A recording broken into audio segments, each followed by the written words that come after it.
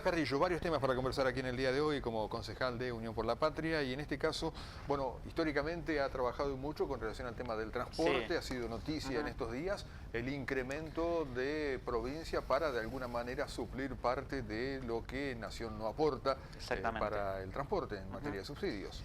Mira, yo estuve hace 20 días con Donofrio aproximadamente en La Plata, es una reunión que venía buscando hace un tiempo y bueno, y mi ansiedad por tenerla se incrementó esa semana porque se habían prendido una serie de alarmas que me generaban mucha preocupación. Una, o sea, hay cosas concretas, se empezó a discutir la reducción de algunos recorridos que habían sido votados en el pliego, una reducción de la frecuencia, un tarifazo podemos decir también, digamos, la tarifa aumentó 700% en un año.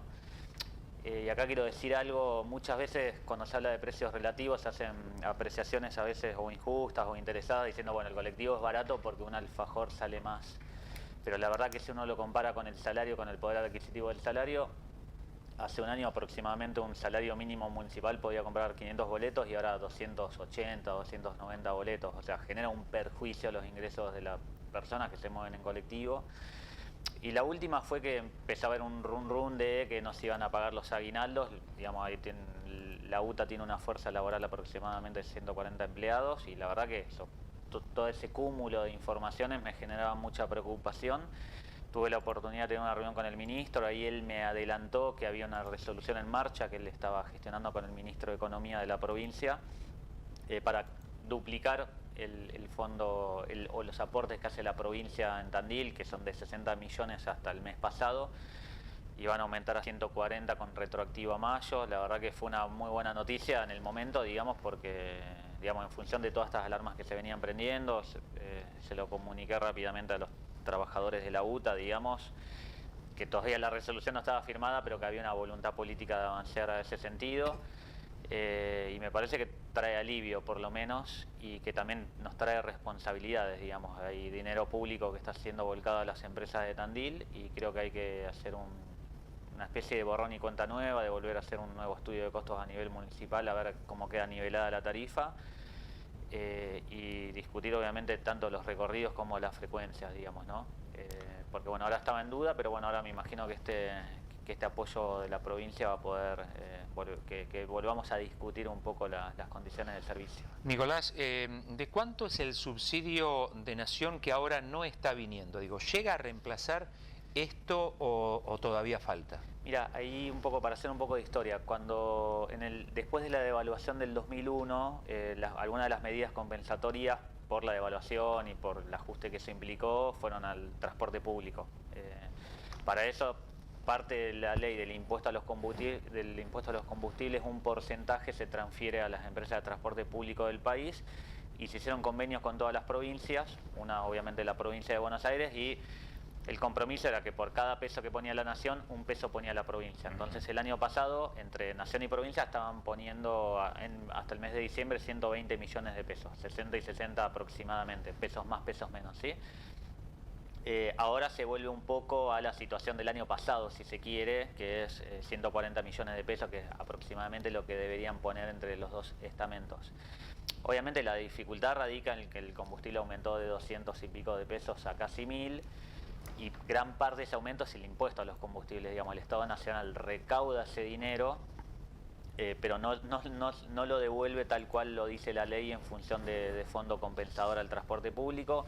Por eso parte de los proyectos que presenté tiene que ver con esto que hizo el intendente de Villa Gesell y hizo el ministro de Transporte de la provincia, de presentarse en la justicia, de pedir una medida cautelar para que la Nación devuelva los fondos al interior hasta tanto se resuelva la cuestión de fondos.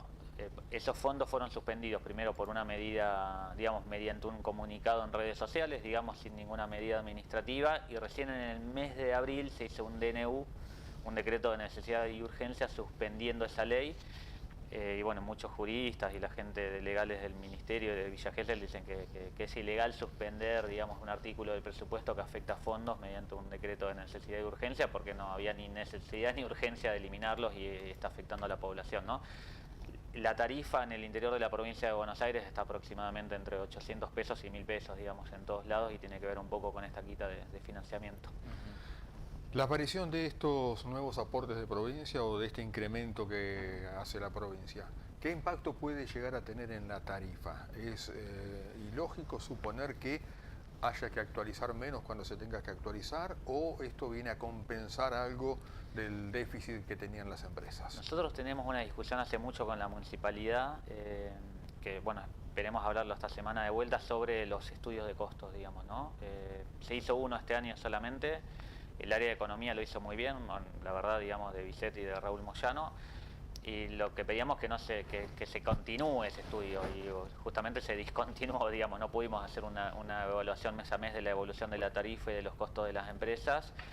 Me parece que, como te decía anteriormente, es prioritario porque estamos hablando de fondos públicos que se le transfieren a 6 empresas, digamos, aproximadamente 20 y pico millones a cada una, que se vuelva a hacer un estudio de costos para transparentar la situación. Digamos, el Estado en cualquier obra pública, en cualquier licitación, en cualquier concesión tiene que transparentar los costos, los fondos, sobre todo cuando hay plata del erario público. Entonces nos parece que sería muy bueno hacerlo para que podamos volver a discutir la tarifa. La verdad que está muy elevada, y ojalá si dan los números se pueda plantear una reducción de la misma.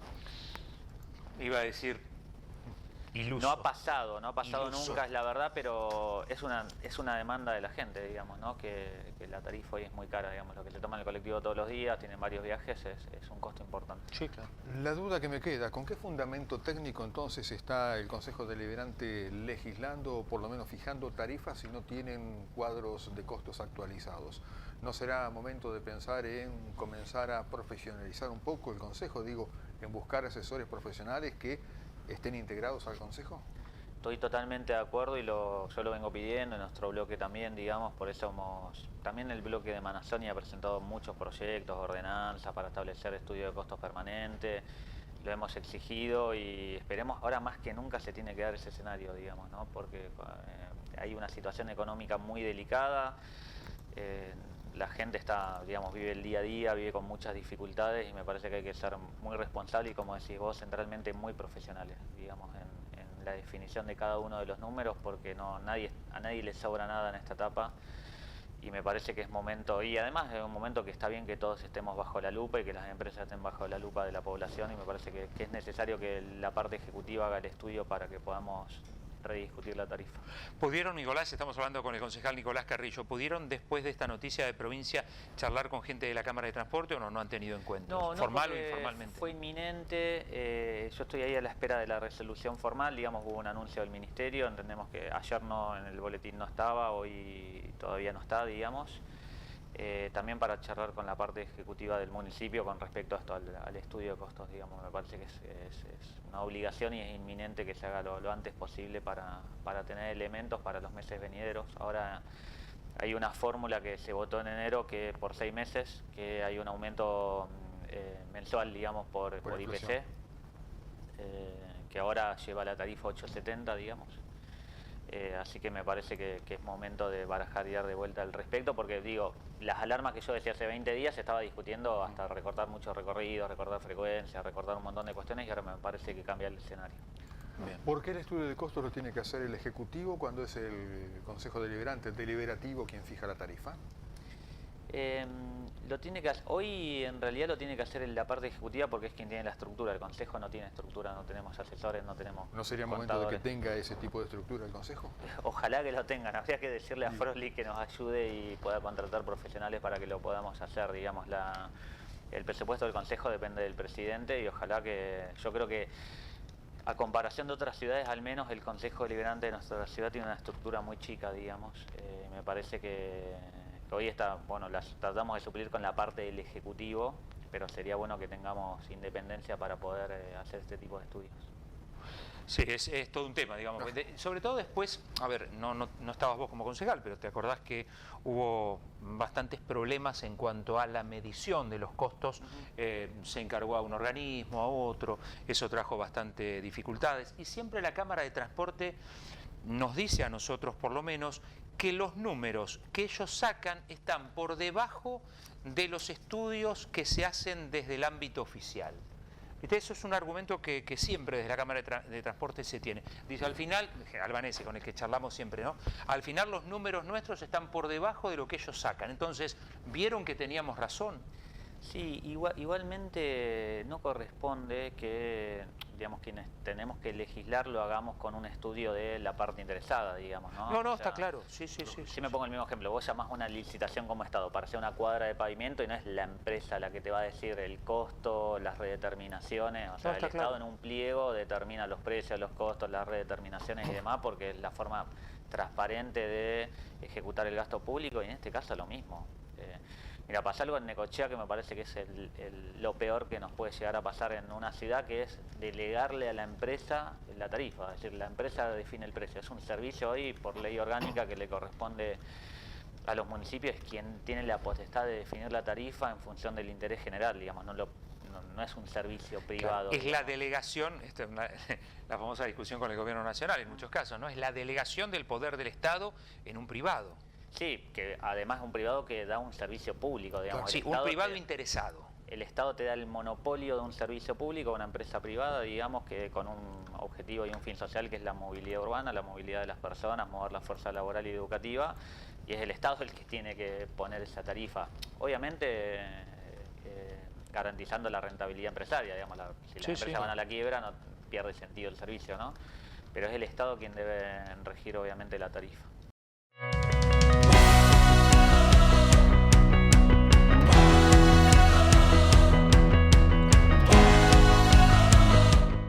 Continuamos en el desayuno, ¿le parece? ¿Cómo no? Concejal Nicolás Carrillo, con él estamos compartiendo este espacio. Habíamos dejado pendiente el tema que tiene que ver con, bueno, seguridad y específicamente robo de cables, el proyecto para controlar las chatarrerías. Bueno, básicamente, bueno, la visión sobre el tema. Sí, lo del robo de cables está en el epicentro, lamentablemente, todos los días. Bueno, hoy creo que hay noticias del diario El Eco. Tenemos hoy uno más en la movediza. Parte diario. Parte diario. Ahí está Guillermo Tenaglia que nos manda el parte diario. Guillermo, mira, Sí. amigo. La verdad que es un problema que no es un problema propio de la ciudad de Tandil, digamos, hay un esquema delictivo en el orden nacional, mayormente el cobre se termina exportando a Paraguay, a Bolivia, hay toda una red delictiva alrededor de esto, pero no deja de extrañarnos lo que pasa en Tandil porque hay justamente denuncias diarias.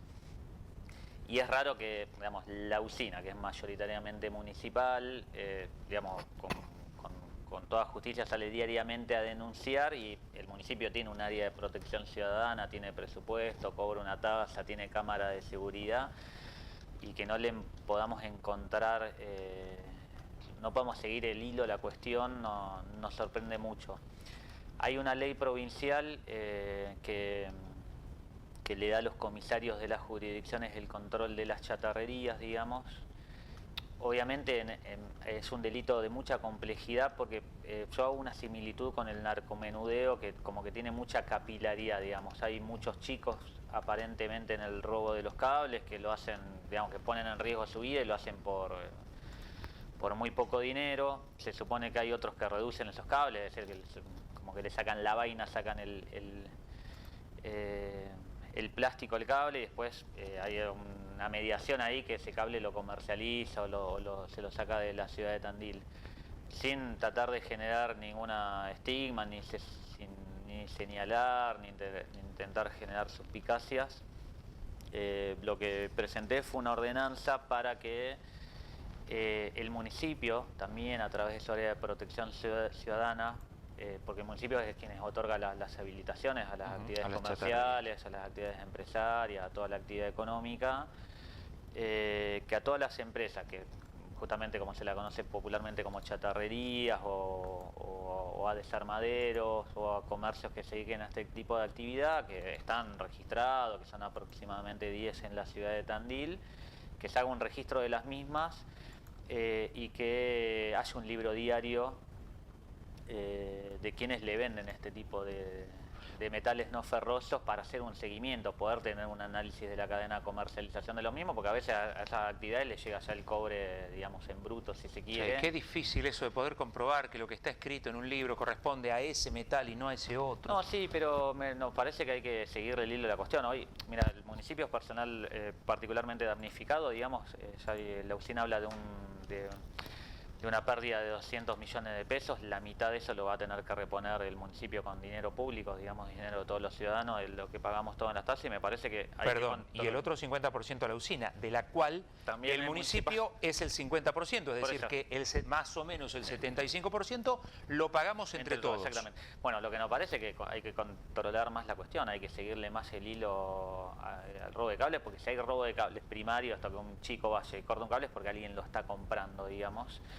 Y me parece que tenemos que seguir más la cuestión, digamos, que creo que lo decía Perón, la gente es buena, pero si la vigilamos es mejor, y me parece que hay que poner más controles para ese libro diario, para hacer un seguimiento, para poder tener un análisis de la cuestión, digamos, con todas estas empresas que hacen la mediación de todos estos metales no ferrosos, que obviamente a ellos les puede llegar un producto, no van, digamos, el que compra no va a hacer todo un estudio de dónde surgió ese material, pero me parece que el Estado debería hacerlo un poco más. Y apoyar el trabajo, y a mí me parece que hay que un poco también desdramatizar los controles cruzados, ¿no? Si la comisaría lo está haciendo, yo creo que también lo tiene que hacer el municipio, digamos, tiene que estar atrás de estas empresas. ¿No sería como cazar en un zoológico? Porque en definitiva sabemos que, bueno, si van a ir a controlar, van a ir a controlar a los comercios que están habilitados. Y esto supuestamente se maneja todo por un camino ilegal o un camino no habilitado. Yo entiendo que se maneja por varios caminos, digamos, y me parece que hay que extremar los esfuerzos para controlar las actividades que están legalizadas y aquellas que quizás lo están haciendo y no lo están, digamos. Hay muchas denuncias de los barrios de quema de que se siente, que se olfatea el cable quemado. Además, me parece que hay que hacer un control más exhaustivo de diario con inspectores municipales de estas empresas, digamos.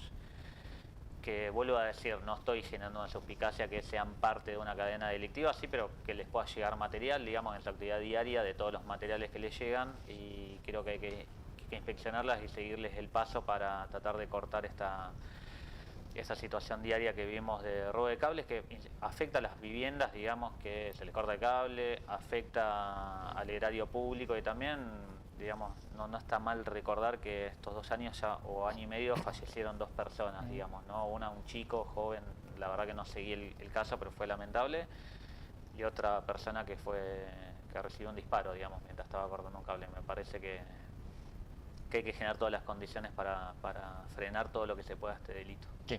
La primera persona, recordemos, tiene que ver con, en principio, lo que parecía un robo en un transformador. Claro. La persona resultó electrocutada, joven también, y la otra, el disparo a una persona que estaba robando cables. Sí, además del riesgo de que muchas veces se están cortando cables hoy que no son de cobre, que son de aluminio, y se dejan abandonados, y que pase alguien, digamos, caminando y pueda ser electrocutado, ¿no? Porque los vemos también en la calle a los cables cortados. Sí, sí. Correcto. Y también vemos, bueno, corte de alumbrado público, a veces cuadras que quedan completas durante muchos meses, hay casos de 4 o 5 meses que ya llevan sin ser repuesto al alumbrado público, y que eso evidentemente se transforma en los barrios en algo peligroso, incluso para los peatones que tienen que caminar por la calle a oscuras, y bueno, con riesgos muy importantes. Sí, claro. Totalmente. Me parece que hay que, digamos, creo que además de esto hay que hacer muchas cosas más, digamos, ¿no? Y una es armar una mesa, porque si hay un delito todos los días, tener que tener una mesa diaria con la policía, con la fiscalía, con los barrios también, para detectar a aquellos chicos que hacen esta tarea primaria, digamos, para intentar construir alguna alternativa para ellos, pero también de mucho seguimiento a esta cadena delictiva, ¿no? Y suponemos que parte pueden ser estas empresas, digamos, no como involucradas, sino como receptoras de estos materiales. Nicolás, surge de aquí otro tema que no lo vamos a charlar ahora, solamente me parece presentarlo, que tiene que ver con los barrios, con la situación de vulnerabilidad social, el consumo problemático, porque se especula, y vos sos un hombre que camina mucho los barrios, se especula, y hay certezas también, que estos metros de cable se roban y se venden, bueno, a cambio de un poco de droga, ¿no? Tengo la misma hipótesis. Ahora a las 11 estamos haciendo una jornada en la Plaza del Centro de sensibilización sobre el combate al narcotráfico y la lucha contra el consumo problemático, digamos, ¿no? Nosotros venimos en Argentina de muchas décadas de degradación social, y ahora hay una agudización de eso por la situación económica, y hay un vínculo entre lo que yo llamo microdelito, que son estos delitos de pequeña escala, con el consumo muy grande, digamos. Mayormente el delito tiene que ver con eso, digamos, con hacerse de unos pesos para el consumo diario. Exactamente. Sí. Y creo que es un tema para abordar, sin dudas. Bien, ¿qué roles tiene cada uno dentro de justamente de estas problemáticas? Y bueno, volviendo al tema de los cables, lo que tiene que ver con el deliberativo, lo que tiene que ver con el ejecutivo, con policía, con usina, digo, teniendo en cuenta los cortocircuitos, vaya la paradoja, que se han dado en el último tiempo y que inclusive desencadenaron en recambios o renuncias de funcionarios municipales. Varias cosas del tema seguridad. Nosotros tenemos un área ejecutiva de seguridad que es Protección Ciudadana, se cobra una tasa por eso, tiene un presupuesto recontra importante este año, 2.500 millones de pesos, tiene 700 cámaras. Creo que la gestión, honestamente, no quiero hacer leña del árbol caído, pero creo que la gestión de seguridad viene siendo muy mala en la ciudad de Tandil hace muchos años. El otro día salió la tapa en el diario diciendo el municipio gestionó el comando de patrulla. El comando de patrulla, que es un sistema para que haya un móvil 24 horas en cada una de las cuadrículas de la ciudad de Tandil, que son 10, para que haya cercanía, para que haya... Digamos, ¿por qué un patrullero en cada una de las zonas de la ciudad de Tandil? Porque suponíamos y vimos que la mayoría no había un control importante de los recorridos de los móviles y la mayoría estaban en la zona de las 4 avenidas y no en los barrios. Y esto la provincia se lo venía planteando al municipio hace muchos años, que recién se empezó a ejecutar hace unos días. Y otro tema es también el servicio de la multiagencia, que es una herramienta re importante, digamos.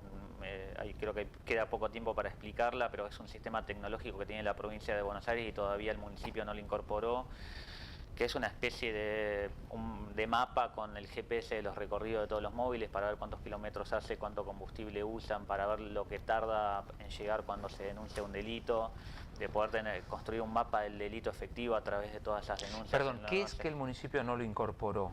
¿Qué beneficio nos estamos perdiendo? ¿Poder ver eso? Lo más importante, digamos, que es poder hacer un seguimiento de los recorridos de los móviles policiales. El municipio. Tener un mapa de todas las denuncias en el momento in situ. ¿Policía lo tenía? No, la policía tiene un sistema que se llama ABL, que es un sistema mucho más antiguo. Este es un sistema mucho más moderno, que además lo que intenta la multiagencia es que la policía no esté perdiendo tiempo en actividades que son de otras esferas. Por ejemplo, cuando hay un accidente de tránsito muchas veces no se necesita de la policía, se necesita de un corte de tránsito de la Guardia Urbana o del sector de tránsito, lo mismo cuando pasa algo de salud, cuando pasa un incendio. La multiagencia tiene el rol de un poco de dividir cada una de las tareas para no estar usando la fuerza policial para tareas que no son tareas específicas de la policía. Pero a la vez que vos dijiste muy bien, la policía lo tiene el ABEL, quien lo tiene que tener también es el municipio para estar viendo cómo se está llevando adelante los recorridos policiales. ¿Pero y por qué no lo quiere tener el municipio? Digo, un motivo podría ser, mirá, eso no es potestad nuestra, eso es provincia de Buenos Aires. Yo te digo todo lo contrario. Si yo soy secretario de Protección Ciudadana y tenemos un área y queremos estar mirando qué está haciendo la policía, lo quiero tener. Quiero estar viendo qué pasa en un barrio, en Movediza, que hace 5 horas que no hay un recorrido policial. ¿No confiaría en la capacidad de la policía? No se trata de confiar o no confiar, es un error conceptual y filosófico pensar que la seguridad lo va a resolver la fuerza policial autónoma del poder político, digamos. El poder político tiene que seguirle el paso a la policía y conducirla, digamos. Si vos creas una fuerza policial, ¿qué hizo la política históricamente? Le delegó todo el tema de la seguridad a la misma policía y se corrió del debate, ¿no? Y así empezaron los problemas y siguen los problemas, digamos. La policía tiene que tener un control civil que oriente de manera eficiente el funcionamiento, digamos, y me parece que esta información es vital, pero también es vital saber, para tener estadísticas reales, porque la multiagencia se maneja con el 911, y muchas de las estadísticas que daban desde la Secretaría de Protección Ciudadana en los meses anteriores, digamos, se basaba solamente en el 101, en parte de la información. Y no tener diagnósticos reales generalmente te lleva a tener soluciones erróneas, digamos, ¿no? Me parece que la multiagencia nos va a ayudar en eso. ¿Y qué faltaría, digamos? ¿Hay dinero que hay que poner por parte del municipio o decisión política? ¿Qué falta? No hay que poner nada, lo único que hay que poner es una computadora, digamos, que haga el enlace entre la multiagencia y el sistema de Tandil. Para recibir datos, digamos. Sí, para tener ese sistema funcionando online. Digamos. ¿Una computadora nada más? Sí, además la provincia va a capacitar a los agentes de la ciudad de Tandil. Se tardó mucho en firmar el convenio, entiendo que se firmó hace 20 días aproximadamente, la provincia se lo venía proponiendo al municipio hace mucho, es un sistema muy novedoso que lo tiene la provincia y lo tiene la capital federal, digamos, y es recontra interesante y ojalá que se pueda avanzar rápido en eso para poder configurar un mapa del delito real de lo que nos sucede y en función de eso poder dar respuestas. Nicolás Carrillo, le cambio de tema, en este caso tiene que ver con desaparecidos, hay un tributo que propone desde el Consejo Deliberante, ¿de qué se trata? El 24 de marzo, con la Comisión de Derechos Humanos y Seguridad que me toca presidir, bueno, en realidad nos juntamos con un montón de sectores y uno fue con el Grupo Memoria, los grupos que están llevando adelante el juicio que, digamos, por las causas de la huerta. Hicimos una sesión homenaje, digamos, conmemorativa en el marco del 24 de marzo y propusimos, y tuvo aceptación del cuerpo y también del presidente Froelich, de instalar un cuadro en el recinto. El recinto del Consejo Deliberante tiene los cuadros con todos los concejales electos a través de la historia, pero obviamente hay un vacío ahí entre el 76 y el 83, donde lo que conocemos como soberanía popular, que es el pueblo eligiendo a sus representantes, esa situación fue suspendida durante todos esos años, digamos, porque no hubo elección de autoridades. Y la consecuencia más grave de esa no elección de autoridades fue la desaparición forzada por razones políticas, ¿no? La persecución, desaparición y asesinato por razones políticas, y propusimos que en ese lapso de tiempo, digamos, entre el 76 y el 83, en ese espacio vacío que hay en el Consejo Deliberantes, estén los nombres de los desaparecidos de Tandil, que son 36 personas nacidas en Tandil que fueron detenidas, desaparecidas, algunas de ellas fuera de nuestra ciudad. No sé, ejemplo, el Diente Cuesta, que es una familia conocida de acá de Tandil, fue un chico de 20 años que fue asesinado en la ciudad de Bahía Blanca cuando estaba tomando el colectivo. Bueno, él y los otros que estén en un cuadro instalado en el Consejo Deliberante, y se va a hacer el acto el día lunes a las 10 de la mañana en el recinto. Muy bien.